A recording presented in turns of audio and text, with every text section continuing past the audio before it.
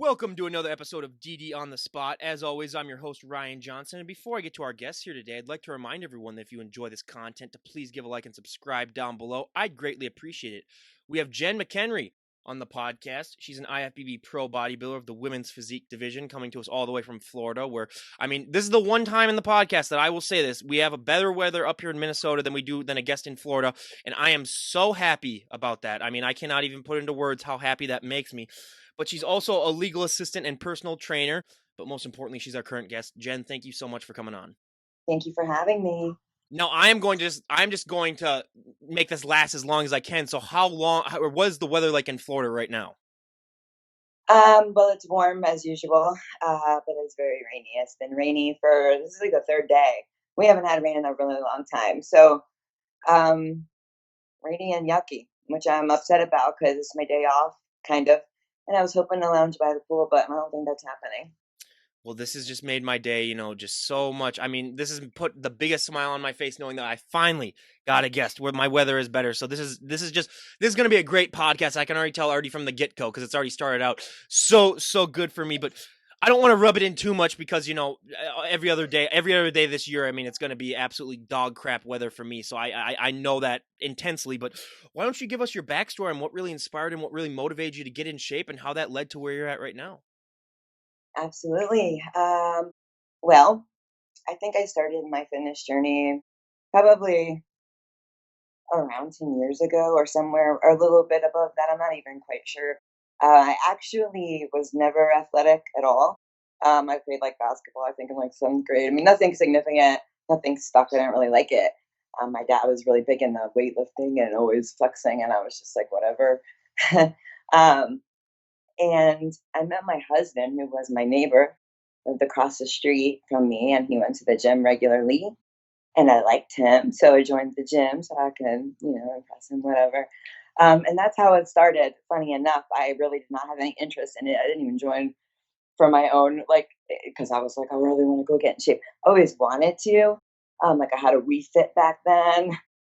I was uneducated, and I suffered from a lot of things that women have. I starved myself. I went through periods of making myself throw up as a teenager, things like that, where the scale kind of just owned me. And I was really thin, and it was tough. So, I never knew or even thought to work out or think about weight training or anything like that. It was very random. Like one day I'd be like, yeah, I'm gonna start, do one thing, and that it was done. I feel like a lot of people are that way. Um, Started to going more regular when I signed up and then started going more regular because of my husband now. It was always a passion of his. He was a trainer. He's actually a PE teacher at high school around here. So it's definitely always been something he's been involved in. But I got started at an all women's gym because I was afraid to go to a co ed, and I would go with him to his gym. I was even afraid to go up to the weights. It was just the most nerve wracking thing. And, everything that I went through just makes me want to help those people so much more now because I remember what it was like and I know how scary it was. And it's nice to have been there and now to be here where I'm very comfortable. And most of the people I work with have been following me for that long, so they've seen the change. So, they know it's possible. They know I'm a regular, normal human being. Nothing special about me. It's just a matter of making the decision to do something and not quitting and that kind of thing. So, anyways, I'm trailing. I'm sorry. I do that a lot, so I Oh, might no start telling worries at all. You're making random. my job even easier. Yeah, right there. I'm just gonna sit back and Oh, listen. Yeah, no, take as much time as it you takes a want. good person because I'm a chatterbox sometimes. The perfect But anyway, podcast guest. so that's how I got started. I was really just trying to connect with him, and then he started training me like he trained, and I started seeing some, significant growth in my muscles, my biceps and my triceps, and I was like, wow, this is really cool. And then I started eating a little better, and I saw abs for the first time. I actually did some coaching with Beachbody online. That's how like the first fitness thing I ever did as far as helping people. Because I back then was a legal assistant too. And I decided, I want to be a personal trainer. I want to help women. I remember that pivotal moment where I was just like, why did I start this sooner? Why am I just now, I could have been feeling this great all this time. So it became just my mission to help as many ladies as I could have the same experience or similar. Everyone's journey is different, but that's how it got started. And it snowballed to me becoming, I'm a little bit of an OCD personality, so I've become obsessed with the things I get involved in and kind of dive in. So here we are, pro bodybuilder, which if you would have told me this 10 years ago, I never would have believed you in a million years. Yeah, that's awesome. And I mean, you brought it up, and I love to talk about it because probably the number one biggest myth and misconception that I love to bust on this podcast, where it's gotten better the last 5 years due to Instagram, but there are still so many women that have that fear that if they walk into the gym and they pick up one weight, they're just going to put on 50 pounds of muscle overnight. First of all, give me that type of self confidence. I would love to have that self confidence, but also, I mean, is just so not true. And again, if that does happen to you, give me a call because I want to talk to you then because you have found the secret that everyone is, at least all the guys that I know are looking for, and a lot of the women that I talk to are looking for too. But I mean, it is just so not true. But did you ever have that fear when you were getting started? And even if you didn't, I mean, being that you're a personal trainer now and I know that you like to help out others, how do you like to respond to that? Because I bet you still hear that all the time. Um, what do you mean? Like, what do I hear all the time? Oh, like a lot of women just say like, "Oh, I wanna go and work out in the gym, but I don't Oh, wanna that get they're gonna, too huge, and I'm afraid that I'm gonna get yeah, so and it's like, "No, please, just listen to me for 5 minutes." yes. I don't hear it too often, but there have been some times where people will message me and be like, "I want to start training," but they seem to think that just one workout and their muscles have grown. And you know, I mean, that's cool if I guess you feel like it's working, but there's no way that it's just not going to happen. And then I do get some saying, yeah, I would like you to train me, but I don't want to get as big as you. All right, cool. Because the chances of that and what I have to do to even get here, how many years this has taken me, and it's just so funny how they just casually say like it's just gonna, yeah, if you train with me, you're gonna just, yeah. So yeah, it's just not, it's just uneducated. They don't have the knowledge. I didn't have the knowledge once. I was never really afraid of getting too big though. But oh, you know what? I think maybe once upon a time, gosh, a long time ago, so I barely remember, but I think I might have not even, I didn't like the look of a muscular woman back when I was obsessed with being skinny. And I had issues with just weight and the scale and, you know, eating disorders. So, but gosh, the more that I did it and saw the changes and, you know, it completely changed me. So, No, and that's one thing that we hear about all the time, and yeah, it's I mean, I still hear that all the time from friends, especially women who are just like, "Oh, I want to work out, but I don't want to get so big and bulky." And then I just tell them it's just like I always tell them the story that I had in college where I had a friend who she had a purse that must have weighed at least 40 pounds. I mean, I don't know if she had like a dead sorority sister in there or something like that, but I mean, it was super heavy. And I was like, "You lug that purse around 24/7, and you are not getting an ounce of muscle from doing that." And that sort of convinced her. But yeah, it's that's a good point to bring up, actually. well, I always say that too. Yeah, and it's like a lot of people, yeah, they carry around heavy stuff to begin with, and they're not, gaining anything. But I think the one thing, and we talked about this prior to recording, and I love bringing it up because I always think the one thing that impacts women so much more positively than it does men when it comes to working out is just the confidence boost that it gives you. I mean, we have heard hundreds of stories on this podcast of women who have been able to make life-changing decisions. Maybe they've gotten more assertive. It's just helped them so much on their, positive outlook that they have on themselves. How have you taken that from working out? Because I always say that's the one thing that you can take from the gym and use to impact every single aspect of your life is that confidence boost. You know, you're absolutely right on that. Competing, the confidence that comes along with it, the physical changes that we feel, just it has benefited me in every aspect of my life. Um, Even though it makes me sometimes more busy and it's hard to juggle, sometimes I also thrive in everything that I do. It's crazy. Um, but um, working, a full time job and just being really busy, and I don't know, it just sometimes I feel like I'm losing my mind, and I even question if I should continue. But in the end, and I've gone through this every time, so I know it's a normal part of the prep. And it's one of the things that you overcome that um, make you feel even better at the end. The confidence boost, just being able to survive it, makes you so mentally strong. I feel like your brain is like the strongest muscle in your body, honestly. It make you or break you. It is the defining factor in everything that you do. And it's like food is like a drug, I feel like. I mean, it's just that addictive. I mean, sometimes the emotions I go through over, like, if we order the kids pizza and stuff, I get straight up angry because I can't have the pizza. And it's like you just, have this little relationship with yourself in your head, over this, talk yourself out of it, talk yourself down. And it's just like, wow, pizza is making me feel some kind of way just because I can't eat it. The second I eat it, I know I feel bad about it. You know, it's not going anywhere. In a couple months, I can have it again. It's so interesting how obsessed and upset you can become because you're not going to have that one thing that you just have, your heart is desiring right at that moment. And then once it passes, it's just like, I'm so glad I didn't eat it. And then the times you cave are just like, why did I do that? So yes, it really mentally strengthens you, which benefits you everywhere. There's nothing in life that you don't need a strong mind for, So if you can do a prep, I truly believe you can really do anything. You can do anything your mind too. You don't have to do a prep to realize that.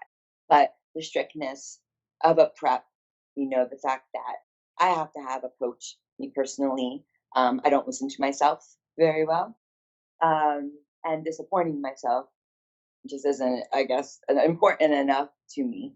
So I have a really great coach, and just having that person I'm accountable to helps me tremendously. And I don't want to let that person down, and it helps me succeed. So I mean, I cannot understand you better when it comes to that whole pizza thing because during this, quarantine, I've been furloughed from my other job, so I got a job just delivering pizzas on the side just to make some extra money. And even last night, working like a 6 hour shift of just driving, delivering pizzas, I wanted one so bad at the end, but I was like, no. I know what's going to happen if I eat it. I'm going to probably pig out and have it. So, yeah, I understand completely what that means. And just smelling all that delicious pizza being made all the time. It's pure torture, but hey, it's well worth it. But one of the things that I love to talk about, because when people get started in the gym, a lot of people don't realize that if you were to walk into a gym with 100 people, there's 100 different ways as to how those people got into shape. Whether it comes down to their dieting, their nutrition, how many reps they do, what exercises they do, so many little things add up to that overall package that people end up seeing. And so many people, they look at one person, they say, oh, I want her arms, or I want his abs or their back, and then when they go up and they ask them, oh, hey, what'd you train for that body part, it looks amazing. What works best for that person 99% of the time isn't going to work as good for you. What was that like for you, sort of figuring out what works best for your body and best ways that you could get in shape? Because I mean, like I said, even your husband might, his body reacts differently to workouts than your body would react to workouts. right. Over the years, one thing that I've learned is, well, I like to try new things, and your body responds well to trying new things, and anything that you do the same every single day of your life, your body is going to get used to. Um, and when it comes to working out, eventually it's not going to be effective. So, and just to enjoy my workouts, I like to keep them interesting and switch it up. I like to go heavy. I like to go light. I like to, go high rep. I like to use bands. I do it all. There's nothing I won't try. You know, I think the best technique is trying every technique, and just having different things, being open minded. Um, and of course, going to failure. That's just no matter what it is, how you're doing it, how many reps you're doing it, how heavy or how light, whatever. Always fatiguing the muscle completely, very important. But you can grow. I did high rep for a while, grew, I would go heavy, I go, there's a lot of factors, and a lot of your diet's important. You really have to have a structured game plan if you want to be serious about your fitness. I get a lot of, well, especially now, I just went back. So just to give you a little history, I was a legal assistant at the firm I'm actually working at now for 8 years. When I first moved back from New York with my daughter, when I first met my husband, and then I decided, this is about an hour away, and decided to get a job closer to home, still in the legal field, different kind of law. And then I switched jobs another time, and then I got laid off. And I was doing fitness on the side. I was doing online coaching with Beachbody, running groups where we all would do programs together and post. And was really fun. I actually am still involved with them, but um, not as much because I do too many other things too. But so I got laid off, and I was doing fitness on the side, coaching, and I had like a waiting list of people who wanted to train with me. So I became a personal trainer. I just decided to message him, hey, now I can train. Was doing that full time, was able to hit the ground running because of that. Um, and now, right before quarantine, we just moved, so blah blah blah. I decided to go back because of the inconsistency, and thank goodness, couldn't have been better timing. Went back to my old firm because they needed someone. So um, I don't know why I was even explaining all that, but as far as your fitness, oh, so I know, sorry, just stay with me here. Not a I problem. get to my point eventually. So I get a lot of questions now that I've been there a couple months, and there's a lot of people who don't know me from before about, losing weight. I want to lose this. What do I do for this? You can't spot reduce. There's no one specific exercise that'll get rid of that.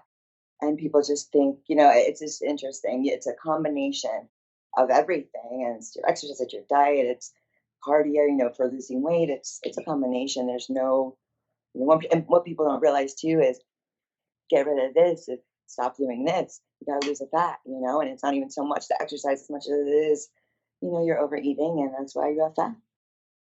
Yeah, there's so many things, and in the nutrition aspect too. Most people don't realize that that is 85 to 90% of the whole journey. But one thing that I love to talk about too is genetics, because especially in this day and age where everyone's on social media, like I was telling you before, oh, I want her arms, I want his abs, I want their back. A lot of people don't realize that you can only be the best version of yourself. You don't know, maybe that person just is, got the lucky card, and, they're able to grow really quicker than a lot of other body parts. But that's one thing that I really stress the most, because, I mean, so many people, I mean, it is human nature just to compare yourself to others and, want to look like that. But I mean, especially in this day and age, it's not going to happen. But a question that I ask on top of that is because everyone always has that one body part when they first get started that really, really takes off, that they don't have to train as much.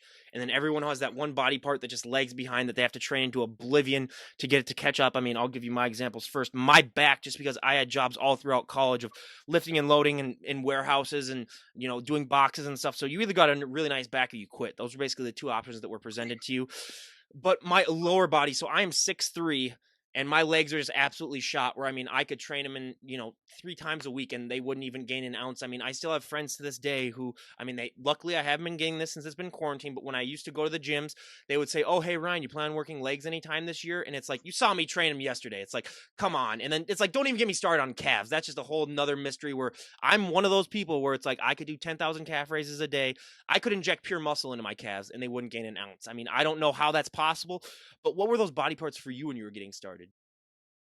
You know, my upper body always seemed to just, I lift and it just grows. It's always been, and I love training upper body too. So it's always that was always the first place I noticed changes. Obviously, because you see that more than anything, anyways. And for me, my legs too, I kind of hate them. They just never do what I want them to do. They have changed. I feel like ever so slowly, and they are still to this day something that challenges me up until my shows, and it's my lacking body part. That's one of the things preventing me from doing better on the pro level. So I'm working really hard to try to change that. Yeah. Well, now here's the part when she really embarrasses us. Could you give us a flex and we can just say, okay, look, this is just absolutely ridiculous? Okay. Come on.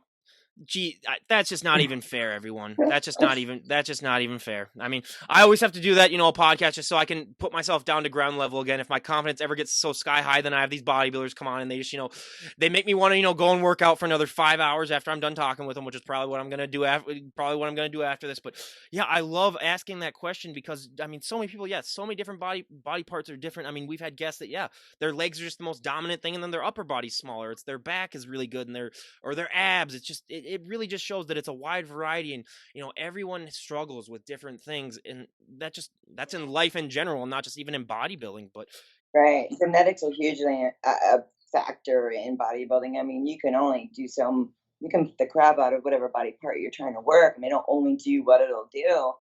and what the person next to you's body is completely different, and it's just the way it is. You have to learn to be patient with yourself and, give yourself the credit for the hard work you're doing. And if it's not totally working, try something new, but don't forget how hard you're working and give yourself a little, break and some credit, which I tend to not do. I need to follow my own advice, but I feel like that's really important.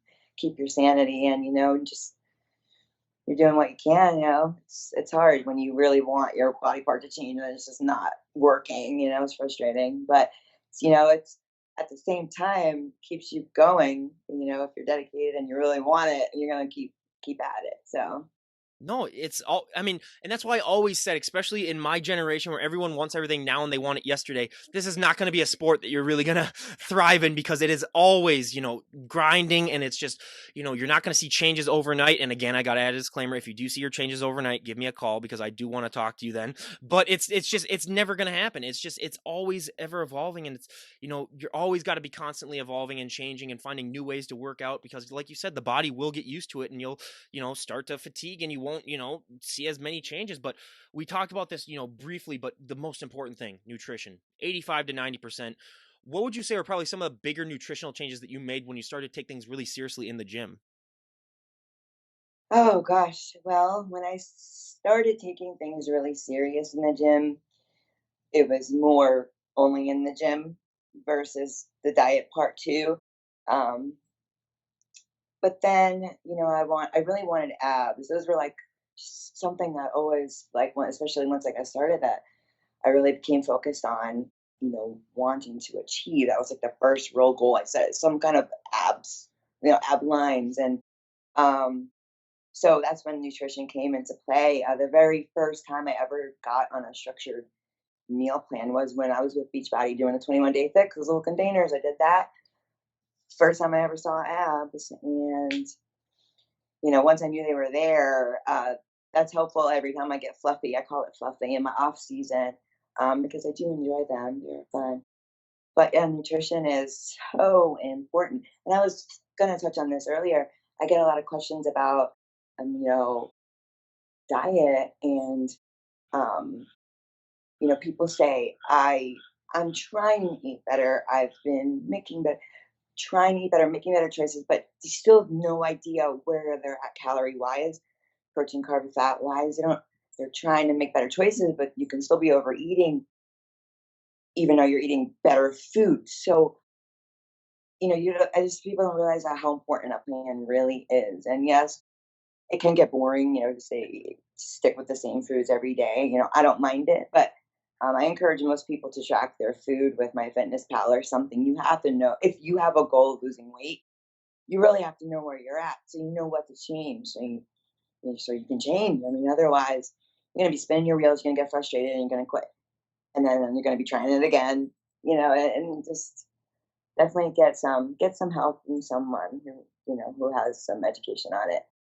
Oh, 100%. I always say if you're going to do something like this and make such a drastic change, you are going to need help. I mean, there are those one percenters that they're able to do it all by themselves and figure that out, but that's a rare breed where, yeah, find someone that knows what they're talking about too. That's half the battle right there because then they do a lot of the good work for you and they know what really helps. And yeah, having that knowledge is just so important.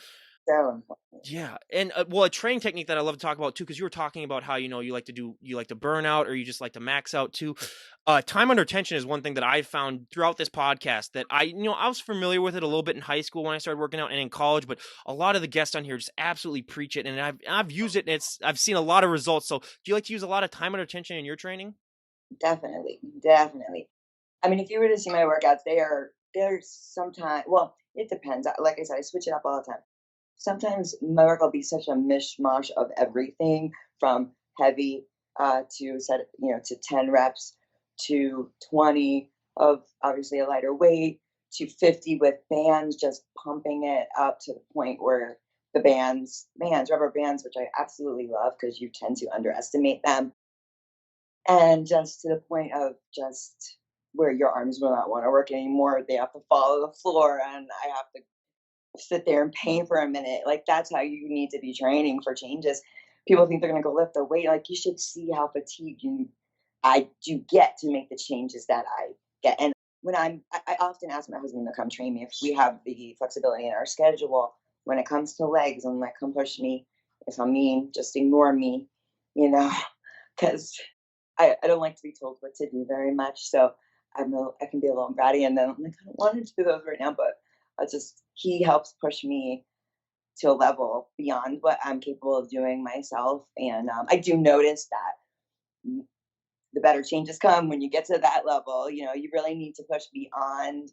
Comfort is out the window. Like nothing feels good about this. I mean, it does once you learn to love it, but it feels horrible. You know what I mean? And that's the level you need to be at training. It's, you know, intensity is important, and you need to feel it, Yeah, well, it's the good pain. I mean, I like to compare it to the best feelings that I've almost ever had in my life are right after, I'd pitch a really great game and the next day your arm just feels absolutely shot and sore. And that's the good pain where it's like you feel like you did something, you feel like you accomplished something, and it's just such a great feeling, even though you are in a little bit of pain. It's just like you feel like you earned it and you feel like it's yeah, and with working out too, I've had plenty of workouts. Well, don't even get me started on my leg days where that's almost every leg day where I wake up the next morning feeling it and I'm just like, okay, I earned this so I can, it makes it feel so much better. So yeah, I totally understand that. But when it comes to aspects that the general public does not really know that much about, I always say the biggest shock that I ever had on this podcast when I first started doing health and fitness guests is that for so many of these bodybuilders, posing is the hardest thing for them. It's harder than your working out. It's harder than your nutrition. I would have never guessed that in a million years, but now I like to sort of compare it to being a perfect driver, where you can be a great driver. You can never be a perfect driver. You can be a great poser. You can never be a perfect poser. It's always ever evolving. What has your experience with posing been like? Ugh, posing. We get that all the time. Do you really? Yes. I will say it's interesting. It's interesting to me that I'm a competitor sometimes because of my shyness levels back in the day, which has changed, somewhat. And I don't like being the center of attention with all eyes on me. Like that is terrifying. I'd rather be in the back in the corner. Like if we were in a big group, I wouldn't be front row. I'd probably be in the back chilling. I just kind of solo, quiet, till I'm comfortable, which never happens on stage, by the way. Um, but I will say, I do enjoy the mandatories when all the girls are out, when we're all together. Posing is hard. It's really surprisingly challenging, and that remains forever. Like it does get easier, but it's actually it's interesting how hard it is. It's definitely not what you would imagine being one of the hardest things in competing. But especially when those judges make you go around more than one time, and they, on the pro level, I mean, you see those girls and they're all amazing. I can't even imagine being the judge. So sometimes we have to go around a couple times, and you got to hold, and it hurts. It's painful. You're when you're on stage too. You're dehydrated, so you cramp. You know, thankfully, I'm in women's physique now, but I started in figure, and you're in like 5-inch platform heels, and you're nervous. And my biggest fear was eating on stage. Thankfully, that has not happened. But being barefoot is helpful. But yes, posing is tough. It is challenging. It's like a workout in itself when you practice. You're drenched in sweat. It makes you sore. Some of the ways they have you pose are very uncomfortable. And then also women's physique we have more poses than any, well, except for women's bodybuilding. And we also have to do a freestyle routine and then like a 2-minute routine too. So it's definitely like comfort zone out the window again. Nothing about this stuff is comfortable. That's what I think I love about it because it scares me so much. And the feeling of getting through it all is so powerful, and I just love it. Well, I've always said too, yeah, most people don't realize that you're going to get, for a lot of these competitors, more sore from a posing session than you will from your actual workout, just because the body is not designed to be in that flexed of a state for that long, especially like you said, when they're having you run through them. But out of your physique poses, what is your favorite pose to do, and what is your least favorite pose to do? Well, I can tell you what my least favorite pose is, and that's the abs. Your ab pose.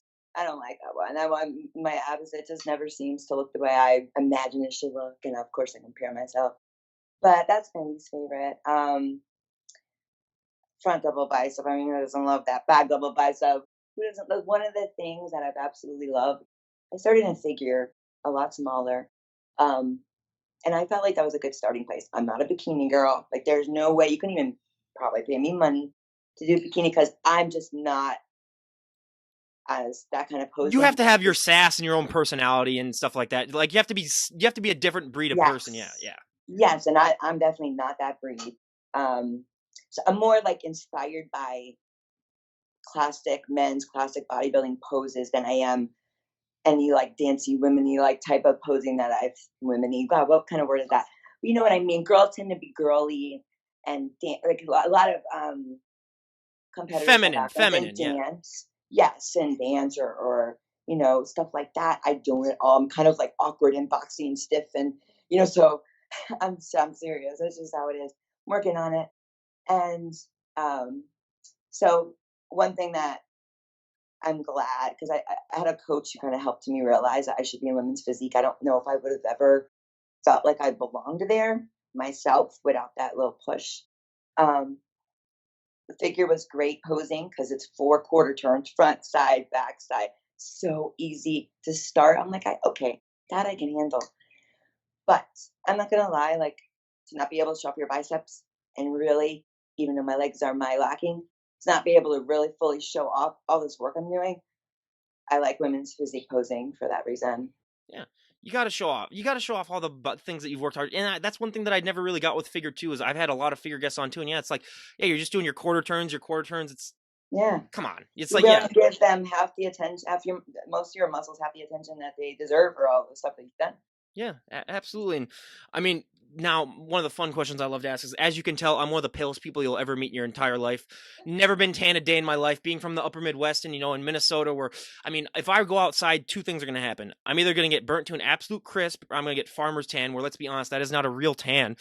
So I've never been fully tanned a day in my life, but bodybuilders get to get tan. So I've always one of these days, I might just do it just for fun, where I just put that tanner on, just because I've never seen myself tan, and I'm afraid of what I'm gonna find if I do it. But what is that feeling like for you when you get that tan on? Because we hear so many people talk about how it's like your body finally fills out, and you get to see muscles that you never even knew that you had, and you just get that feeling that like I'm ready to go now. What is that feeling like for you when you get that tan on?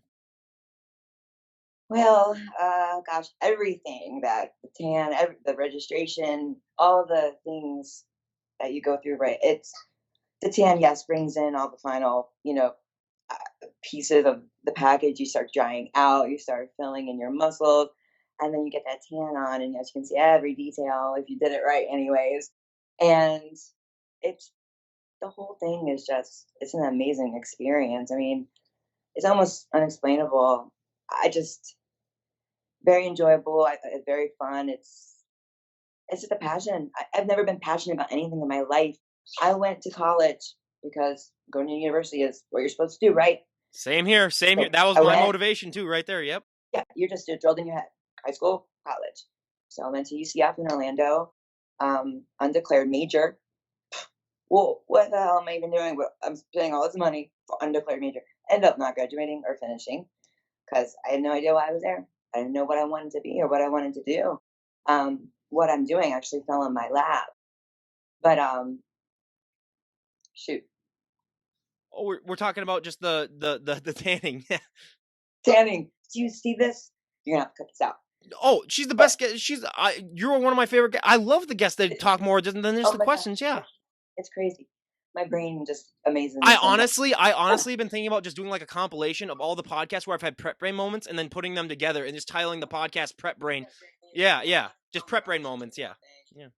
No, I always tell you the one time that I had somewhat of a prep brain moment where it's not even close, but I used to work at UPS and I did a 24-hour shift from 12 in the morning to 12 in the morning the next day because it was nighttime, or it was during peak season during the winter. And when I was leaving that, so I at my normal job, so I was a supervisor, but still I would get, I think during that shift I had my pace walker thing on me and I had like 85 to 90,000 steps that I did during that during that during that 24. Oh my god, it was so literally there were blisters all on my feet and stuff. But walking out of the building, walking out of the building, I was like, okay, I'm going to my car now or whatever. And then I'm like, oh my god, where are my car keys? Where are my car keys? I don't even know where they are. They were in my hand the entire time that I was freaking out, wondering where they were. So it's just, yeah, that's the one moment where I was like, okay, this might be kind of like what prep training is like, kind of like, it's like, wow, yeah. But we've heard so many funny stories when it comes to that. But yeah, it's, it just shows the dedication that you guys put into the sport, that I mean, you're willing to do this basically. I'm amazed sometimes I can even do my job, because like we have to get attorneys ready for trial and stuff. Like you have to be like on the ball and the details, and it's important. So thankfully, prep brain has not affected my job yet. But I noticed it with little just stupid everyday things like, oh my gosh, where's my head right now? Like seriously, get it together, You've never had Jennifer. any of those moments where like, Jen, did you make all those copies that we asked you to do? And then you're like, oh no, oh crap. Like, Oh well, I usually I've had a few moments, but nothing that's gotten me in trouble. Nothing significant, because there's mistakes I can make that could really screw things up, and thankfully it's been well, and nothing like plus, that. looking the way that they look, they're not going to give you that hard of a time, because they're like, yeah, if you know that she can kick the crap out of you, yeah, they're probably going to take things easy on you, yeah.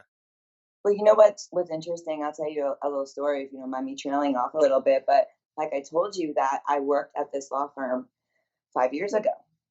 This was before I was a bodybuilder. Okay. When I was there, I had like just started the beach body stuff. I just met my husband. When I was working there, I was like 123 pounds, soaking wet, like a little bean pole. My daughter, think I don't know, she was little at the time. I had like just lost all the baby weight through starvation. Legit, the way that I did it. My dad passed away, and that just got me all my baby weight off. So 123 pounds. But I felt okay about myself. And um, anyways, trailing again. I was working at this law firm, started getting the beach body, just started the whole fitness thing, was doing a little bit of the gym, a little bit at home. They knew I was kind of into fitness. So one of the adjusters at one of the insurance companies we represented did a show a long time ago, and he knew I kind of, because of Facebook, that I was a little bit into fitness, and he was like, "One day you're gonna compete. One day you're gonna compete." I'm like, "Hell no, that's not happening." Sure enough, it happens anyways. Him and I still keep in touch, even though he's not where he was anymore, and we don't work together. But um, it's funny because he ran into my old boss, and he's like, she pulls up his phone, pulls up my Facebook, and goes, "Look at your old assistant. I worked for this guy for like 8 years." And he took a picture of his phone, and well, this is what I was told anyways. And it was just funny. So when I went back, because this was way before I even knew I was going back, I was very self-conscious and nervous about them seeing me after 5 years. When I went back, I started prep. I'm crazy. My first day back at this law firm, I started my prep too. That's how I roll, right? Just chaos. And I was 171 pounds.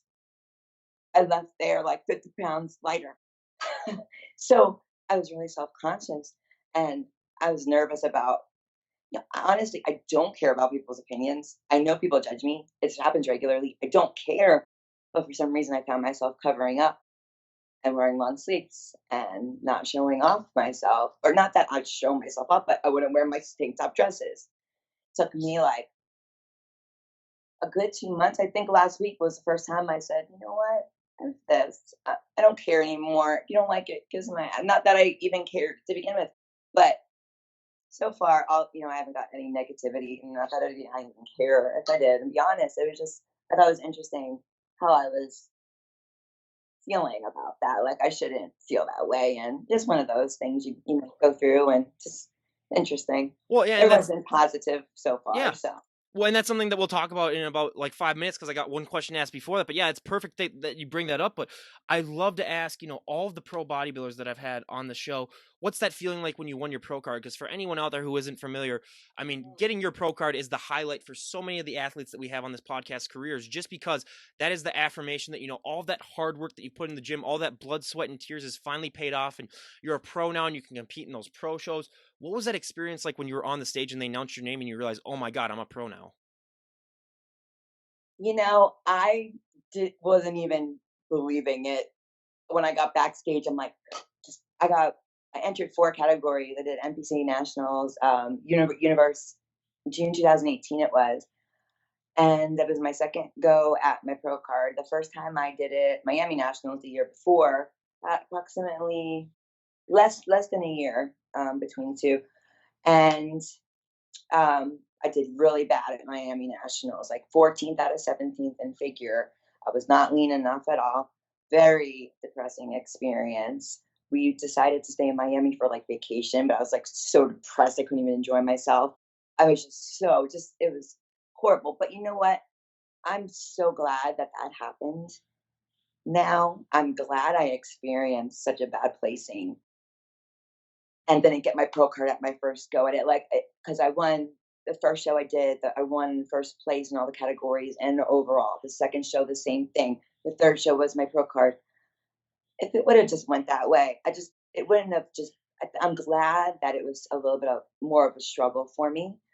Um, it's just helped me grow as a person so much more. And at the time, I didn't realize how much that experience was going to benefit me in my bodybuilding career.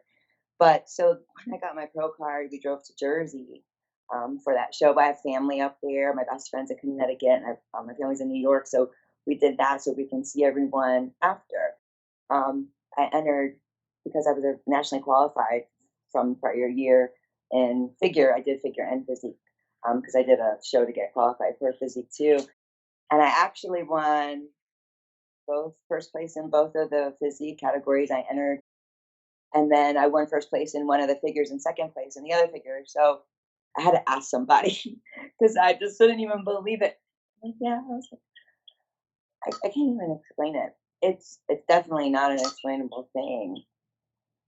But up there with having a baby, getting married, doing a program, it's like one of those life experiences that are just amazing. And this, it might even be more rewarding in a different way because I had to put so much into this myself and no one else could do it for me. Yes, I had coaches who guided me and they are a huge part of it. But none of this wouldn't have happened if I didn't work my ass off. And there's so many moments where you like, or for me, because of life and we have family and kids and there's so many things going on. So I was like, why am I doing this? Why am I doing this to myself? It just gets overwhelming sometimes. Those are one of those moments that you're just like, man, it's every ounce of what I went through was worth it to a T. I mean, it's hard to explain, but it just seems so unattainable too. So that was another thing. I was just in disbelief for the longest time. And it's just, I'm very proud of it. I worked really hard for it. And I'm just proud to be an IFBB pro. I love the IFBB, you know? Again, I don't even. I mean, I can't even compare anything from my life what that would be like, especially going through the preps and just realizing that hey, this has all been worth it. So yeah, and I think it's great too that like we've had so many guests too, not so many I should say, but about 20 or so that they get their pro card in their first show, and then it's like yeah, I don't think you go through that struggle then that same struggle as someone, and then we've had guests that have taken like 15 years to get their pro card, so it's anything in between. So I think yeah, you're a lot more grateful for it the longer it takes you and the more of the struggle it is because yeah, if you just go show up at one show and then just win it, you're like, oh, that was easy. I'm a pro now, I guess. Yeah. Yep. Yeah, exactly. So and where, the struggles are what build the strength. And, that's in every aspect of life. And, you know, there's a lot of times we're being taught lessons and we don't realize it. Yeah, absolutely. And three of the questions that I love to ask every guest on the podcast before we get into the quarantine part. But I mean, I always love to ask because there's so many positive things that happened to me when I started working out and getting bigger and stronger. But one of the negative things is that you're going to get asked to move a lot of people's furniture. You're going to get asked to open a lot of pickle jars of bottled water or anything that's sealed on tight. You're the go to strength person. I came back home for the quarantine to be with my family. And, every time I go to get groceries or they go to get groceries, I basically have to lift the car into the driveway and carrying the groceries for them, being the good son that I am. Has that been a similar experience with you? Or, I mean, even at your job too, where people just take one look at you and they just assume that you can do favors for them? No, really, I don't.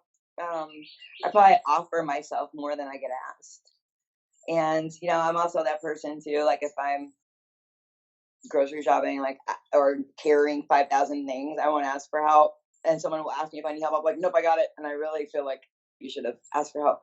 I'm just like that person. It's like, nope, I can do it all. So, I don't know.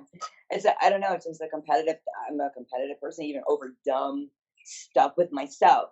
It's like, I don't have my watch on right now because I'm getting a battery replaced. But even like my Apple Watch, I recommend a lot of my clients get a fitness tracker because I it helps, it motivates me to see my numbers, to try to beat myself, so definitely competitive. So, but no favors, not too much. But you know what? We did just move, and we did have some guys help us. But I think my husband's grateful to have a wife as strong because like we just bought some new furniture and stuff. Like we can move, stuff easily. So Yeah. Well, I always say that's good. Then some of the women that I have on, they got the best of both worlds where they can have the muscle and they don't have to worry about getting asked too much. Because me being 6'3", I mean, I could have zero muscle at all, and I'd still, oh hey, you want to come help me do? So it's a double edged sword for me, but I've gotten used to it. But you mentioned before that, I mean, you're even though it really has helped out with your self confidence, I mean, you still don't want to be like the center of attention, and you don't like to be really anyone's, just the center of the room. But being a female bodybuilder, that just comes with the territory where, I mean, it's like, yeah, you walk into a grocery store or anything, if you're dressed like you are right now and you walk anywhere, I mean, you're going to get people's attention just because, human beings have this thing where they're curious about things that, they don't see all the time. And I always like to compare it sort of like becoming a mini celebrity if you're a bodybuilder, where it's like, I mean, people, it's fascinating, but how have you dealt with that, knowing that that's not normally your personality, where you are going to get that attention that you might not be desiring so much? that's so well said because that's I don't want to ever discourage anyone from approaching me to ask me about stuff because I do, especially when it's because they need advice or whatever and they want some help or they need some motivation or if I can benefit them in any way on their journey, even if it's through a conversation. I know that I've had simple conversations with people who have given me that like little oomph I needed to get over a little hump.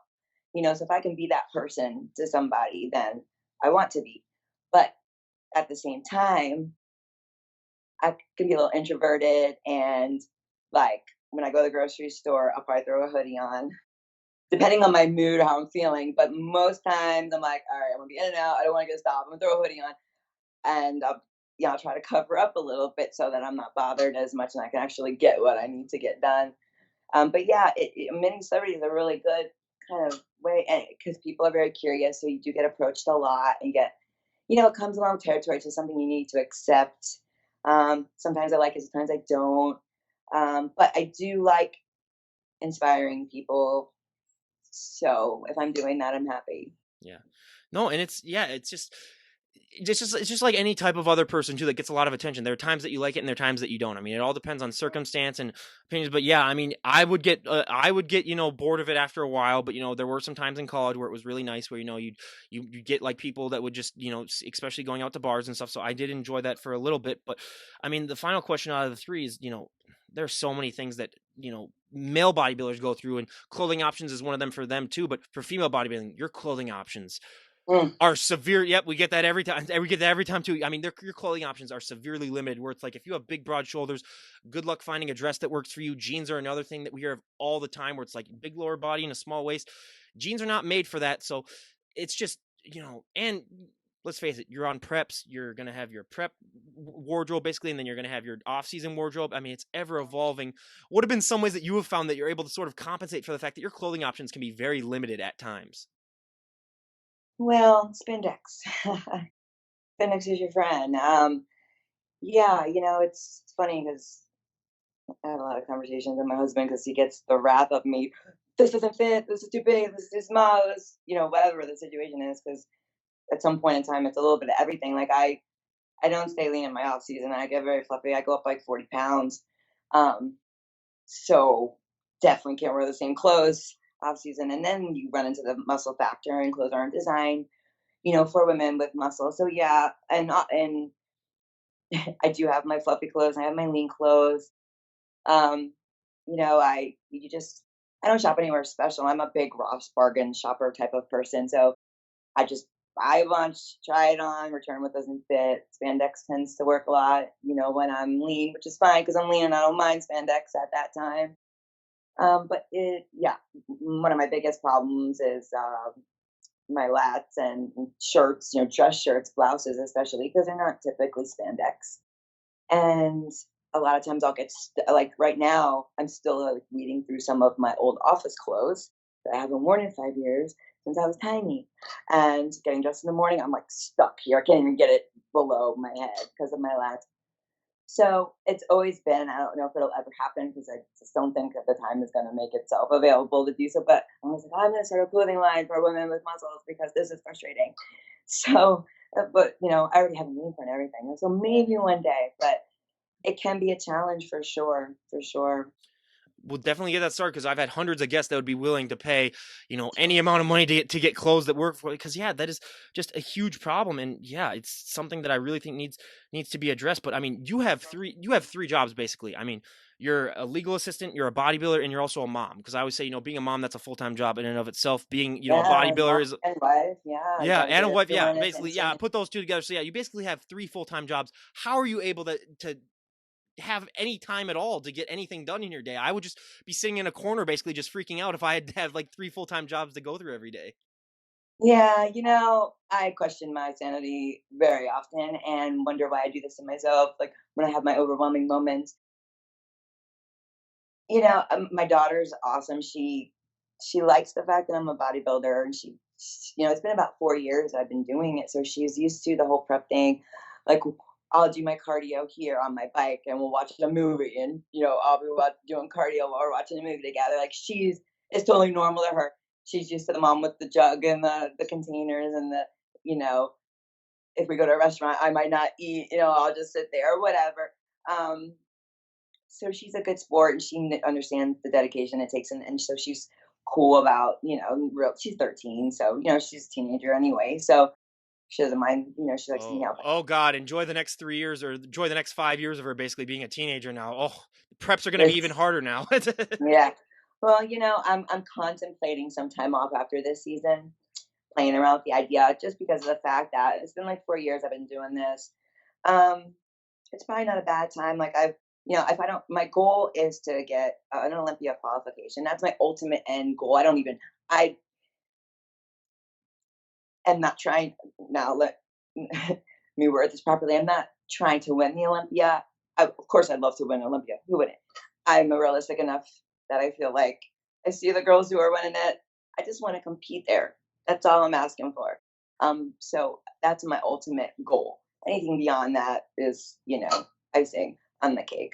Um, that takes a first place at a show in women's physique. You just need one first place. It's not a point system for that because it just depends on how many shows the category has to reach Olympia. So that's my goal. And if I don't reach it this year, I think I'm okay with taking some time off and just connecting with the family. And bodybuilding is what I need to get in my head. It's not going anywhere, and I can do it the rest of my life. Just enjoy some family time and enjoy the success I've had. I mean, the grind doesn't have to be always. I can take some time off. I'm hard on myself sometimes, and I'm just go. And when I'm not prepping, I'm like, what do I do? What's my life right now? You know? I have those moments too where if I'm not doing work or if I'm not doing something that's productive, yeah, I'm just like, what am I doing with my life? Yeah. What is going on? I Yeah. have a hard time even like sitting on the couch and watching TV. It's a challenge for me to sit still, which is why I think I get so much accomplished because it's just my personality to go, go, go. Instead of sit, I clean, instead of it's just so that's how it all gets done. I'm like a robot and I don't stop. And a question that I always love to ask parents on this podcast is like, how important is it for you to maintain this healthy lifestyle just to set a good example for your daughter? Because I mean, with the obesity crisis and everything that's going on, I mean, there have been studies where, if you have healthy and fit parents, the kid is way more likely to be healthy in their life. And how important is it for you and your husband just to keep setting this example so that your daughter can look at it and say, like, oh, hey, I can be in shape, at any age, and I can, still, maintain a look. Because a lot of people, especially around my age, I'm 25, where I've met these friends that, you can slowly tell that they're slowly starting to sort of give up on, maintaining themselves a little bit as much as they should. But how important is that to you just to set that positive example? It's very important, actually. My husband and I together have 4 children. He has 3 from a prior marriage, and I have my daughter. We don't have together. Um, it is important to both of us to set that example. Um, for one, well, my husband is a type 1 diabetic, and so is my stepson. So obviously, and nutrition is a huge part of our life, just simply because of that. Because everything you eat is important when you're a diabetic, especially type 1. There's no reversing that, and they're both insulin dependent for the rest of their lives. That can present a lot of changes from my husband too. He's done a show too, and that's a whole other ball game of competing. But anyways, yes, we do. It's important to us to set examples for our children. For me, more than anything, I feel like I don't ever want my daughter to go through some of the things I've gone through as a teenager. I don't even know if I wanna share, it was not pretty, and I want her to be confident and not care about what people think, and I just want her to have that and not go through some of the hardships that I went through that were really hard to go through, and being a teenager is hard enough without your own personal things against yourself, and the world's, challenging, especially right now. I don't want added things, so I want her to take away from me competing that she can do anything she freaking wants to do, and you don't like it. It doesn't matter if other people like it or not. I just want her to, and yes, obviously be healthy. It is important as well. But for me, my biggest thing was the stuff that I went through as a teenager to make sure she doesn't have that kind of experience with her body and her self-image. And if that isn't, the number one thing that I think is the most important thing about, what human beings do is that, yeah, we try to make it so that the next generation doesn't go through the same things that we went through, and we try to make a better life. And that's just so great that you're doing that. But one of the things that I deal with bodybuilders a lot that I like to talk about is, that whole body dysmorphia, because that is one thing that affects bodybuilders a lot. And I mean, I always find it so fascinating where I've had some of the most in shape people on the planet on, and then they're like, oh, I don't feel like I'm in great shape right now. And it's like, okay, compared to 99.9% of the population, you are in tremendous shape. But how do you deal with that mentally, that drastic weight gain? Because I mean, bodybuilding, I always say it's so much more of a mental sport than a physical sport. And a lot of people don't understand that. Yes. Oh, I could go on this topic for a while. One of my coaches told me that I had the most severe case of body dysmorphia of any client she's ever had. And I mean, the fact that I made myself start and throw up can kind of tell you that that's probably, the way it is. It's just, it's improved, but it's there. It's always going to be there. It's just not as much of a focus. And I've learned to, accept certain things that bother me. Just putting on 40 pounds, though. Another thing bodybuilding has given me, that's not a positive, but because of my personality, because I've had eating disorders, I've just developed a new one of binge eating. So that's another one I have. That's a struggle, and that's been a struggle on preps. I've had preps that I have fudged up, just because I've lost control. And sometimes your rebound's pretty bad when you're strict, and you just kind of it's hard to explain. It's like you shouldn't be doing it. It's a crazy thing that goes on in your head. This prep has been great though. I feel better than I ever have. But I know it's because I stay true to everything, and I can sincerely say that. And that feels good to be able to say I didn't disappoint myself. And as much as that's not enough to keep myself on task when it comes to prep, it makes me feel good to not disappoint myself. Finally, like I just feel really good. It's this prep's been a really good one, even though I feel like it's been a little vigorous. But yeah, I just yeah, it's true. It's real. It's a struggle that I think a lot of us have, and it's just a part of it. I think.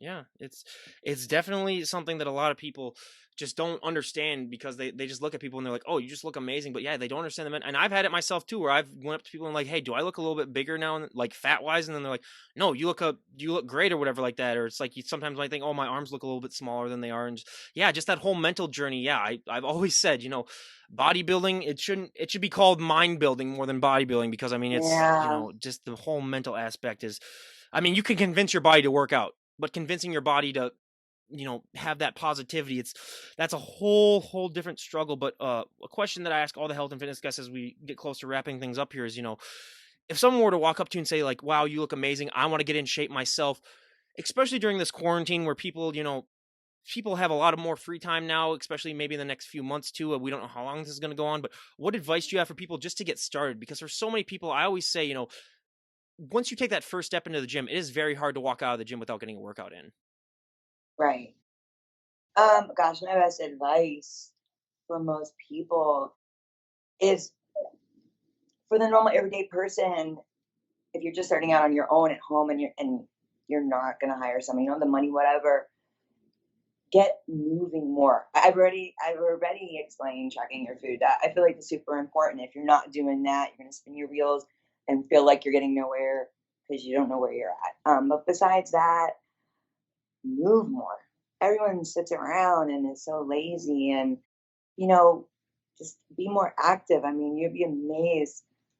how just going for an hour walk a day to something, so it's not even vigorous. You don't even barely break a sweat unless you're in Florida. It's really hot, but the small changes really do add up. They really do. Just start something. People get so caught up in which this, that, the other. I got people doing keto, and then they're just stacking like five fads together, and just God, it's exhausting to even listen to like everything you're doing. Just it doesn't have to be that complicated. It really doesn't. And I also tell people that little feeling of hunger, like it's okay. You're not gonna die. A little bit of hunger is a good thing, and you don't necessarily need to eat just because you felt a little tiny hunger pain. And I mean, I'm not saying uncomfortably starvation type hunger, but your metabolism is going. If you just ate and still feel a little bit hungry, it doesn't mean go eat again. Like you're burning some calories, and you're That honestly was probably my biggest struggle, was like not eating every time I was hungry, because that's another big one too, where it's like, yeah, you don't need to eat every time that you're hungry, or if you might feel hungry, maybe it's just because you were so used to eating a lot before, where that was a big one for myself too. But if we were to talk to you a year from today, where would you like to be at in your life when it comes to your bodybuilding, when it comes to just your overall life? What are some goals that you would have liked to achieve if we were to talk to you a year from today? well. If you ask me that question today, and that could be different tomorrow because I change my mind a lot, I hope to have reached my goal of competing at the Olympia, which would be this year, which would be December, should that happen. But either way, I hopefully would have reached that goal. And I do think that I'll be taking some time off and enjoying the family. And, bodybuilding will always be something that I do. I'm always building my body. I enjoy that. Um, hitting the gym. And it's a passion. It's not going anywhere. I'll probably still be helping people on the side because that's also a passion and I do not want to give up. Um, but I think it's gonna just my focus will just be in a different direction. It's easy to get carried away with doing shows, and especially when you have a goal and you haven't reached it. And I'm just the kind of person that's like, gotta reach my goal. It just has to happen. But I just need to try to change that mentality a little bit because I do want to enjoy. Our kids are close to being grown, and we only have a few more years. And I just want to be more present and more time at home, and really appreciate that they've been giving me this time that I've been doing it, and they're all proud, and it's been a good experience for everybody. I mean, don't get me wrong, it's not been easy, and it definitely having someone prepping around the house. I get a little. You get a little emotional, it comes with the hunger and it's the stuff that you're doing and being tired and all. But yeah, I do might see myself today taking a break and just enjoying life and building. Yeah, absolutely. And is there anyone that you'd like to give a shout out to before we wrap things up? Absolutely. I'd like to give a shout out to my husband, Jason, who is just amazing. He's been the best support. He's the reason I'm here. I wouldn't have even had an interest or known I had an interest if it wasn't for him. Um, my mom, she's been really supportive, her and her husband.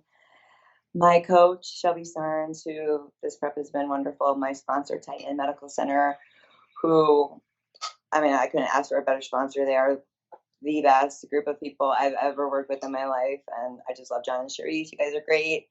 Thank you for everything. And all my friends and family who's got with me over the years, my clients, I mean, I've developed relationships with them and they hear a lot of my rants too. We chat, we have our girl talk during our sessions. Everyone in my life has played a part of my preps, whether it be for 5 minutes or for days and weeks and months, whatever.